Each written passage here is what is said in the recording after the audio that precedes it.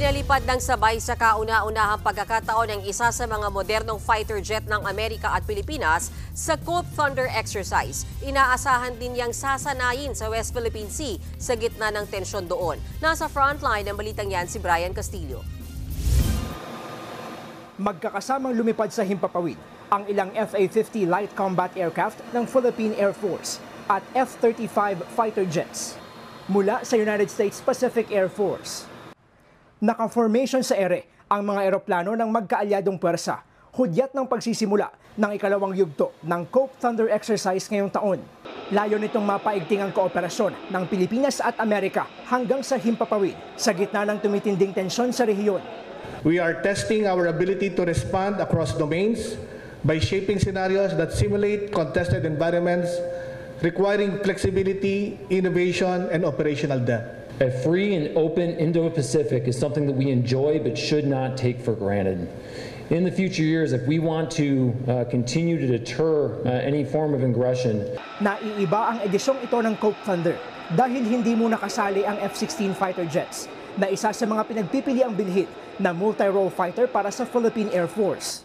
Ang ipinadala kasi ng Amerika ang pinakamodernong bersyon ng kanilang F-35 fighter jet.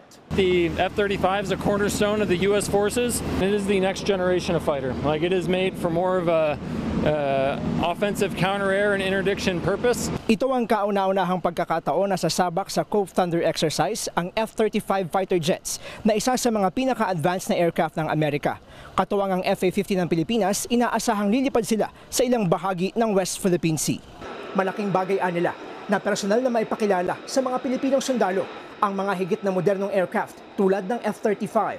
This is a great opportunity for us to enhance our interoperability, coordination, and operational effectiveness as we face prevailing challenges dito sa ating region.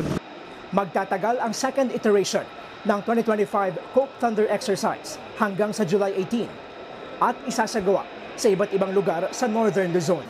Nagbabalita mula sa frontline, Brian Castillo, News 5. Mga kapatid, Mean Los Baños po, huwag magpahuli sa mga balita at impormasyong dapat ninyong malaman. Para sa mas malawak na balitaan at diskusyon, mag-follow at mag-subscribe na sa social media pages ng News 5.